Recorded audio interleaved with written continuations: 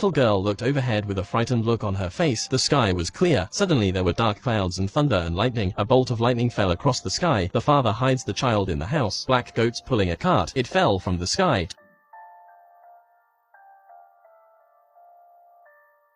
Two men jumped down from the cart. One of them had an old hammer in his hand. As the hammer swings, a thunderous sound was heard around him. The family in the house panicked. They cowered in the corner. The father is on guard. The door was thrown open. A man in a cloak came in. He tells them not to be nervous. The two men were the heavenly race. They were passing through and wanted to take a break. It was a great honor for this family. In this kingdom, the heavenly ones are in charge of everything. The mortals are as weak as ants in their eyes. Thoth, the bearded man, is the guardian of the thunder gods of the heavens. The cloaked man Lot also guards the land. Thoth told the little girl Anna to give his mount some water to drink. Anna did not hesitate to obey. She carried the bucket of water outside the house. She was stunned when she saw their mounts. The black goat, taller than a horse. The eyes were clear and glowed with a dark red. The two horns were as thick as trees. This left Anna's brother Carter was amazed. It was the first time he had ever seen a heavenly mount. Thoth told the two men to get inside. Then he pulled out a sharp blade. As a gift, Thoth disposed of one of the mounts. The meat was roasted. The family, who hadn't tasted meat in years, looked at the delicious lamb. Their mouths watered. Anna was lucky enough to get a piece. Everyone else got their own piece. SOS warned them, you can eat until you are full. You can eat as much as you want, but remember, don't break any bones. And then the crowd began to feast. The sweet and savory taste, the taste buds were flooded with it. It was like nothing they had ever tasted before. After taking a bite, the tiredness in their bodies was instantly gone. It was as if an inexplicable power in the body. Anna's brother Carter looked at the leftover bones in his hand. He wanted to taste the marrow inside, so he snapped the bone when Thoth wasn't looking. He sucked the marrow out of it. Another delicious sensation came over him, and he couldn't stop himself. After a good meal, they all lay down to rest. In the morning Thoth took the leftover bones, wrapped them in a cloth and took them outside the house. He threw them on the ground. Then he lowered his head and took the hammer in his arms. Anna woke up, curious. She came outside the house, wanted to see what Thoth was up to.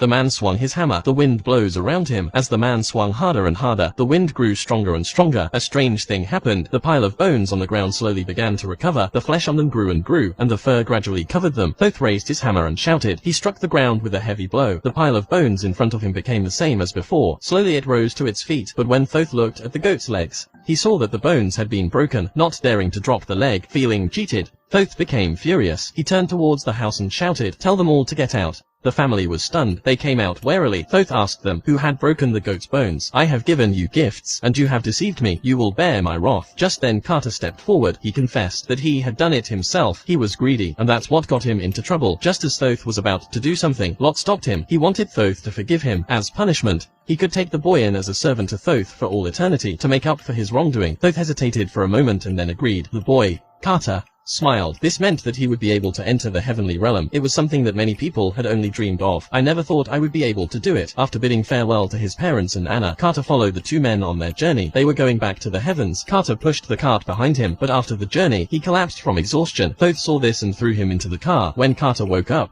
he saw there was a seven-colored light around them. They were now walking on a rainbow. The forest and river beneath them seemed so small, leading the goat over the rainbow. On the other side of the rainbow was the gate to the heavens. But when Carter lifted the curtain he found Anna had somehow managed to hide in. Thoth sensed something. When he found Anna hiding in the car, he was also surprised. He then asked Lot to take Anna home, but Lot said that it would take 10 years for the rainbow bridge to open again. Why not keep Anna with him as a maid? Looking at Anna, Thoth compromised. He told them to get out of the car and follow him. Lot called Carter over. "Tell him he must protect your sister. This place is dangerous for mortals. Don't go anywhere." The pillars of stone on either side of the hill rise up to the clouds. A cloud of mist surrounds them. A straight passage leads to nowhere. Thoth suddenly stopped in his tracks. He saw the orcs lying on the ground. He pulled out his hammer alertly. The heavenly ones and the beasts were in the middle of a battle. The elders of the heavens urgently summoned Thoth and Lot to their home in the heavens to discuss the situation. After a long walk, at the end of the passage, an ancient gate stood before them. Thoth went forward and knocked on the door. The door opened slowly. As he entered, he arrived at his home in the heavens. At that moment one of the elders of the heavens told Thoth the meeting was about to begin. He told them to get to the sanctuary. Thoth turned back to the two men and told them they must not make a sound when they enter the temple, otherwise he would not be able to save them.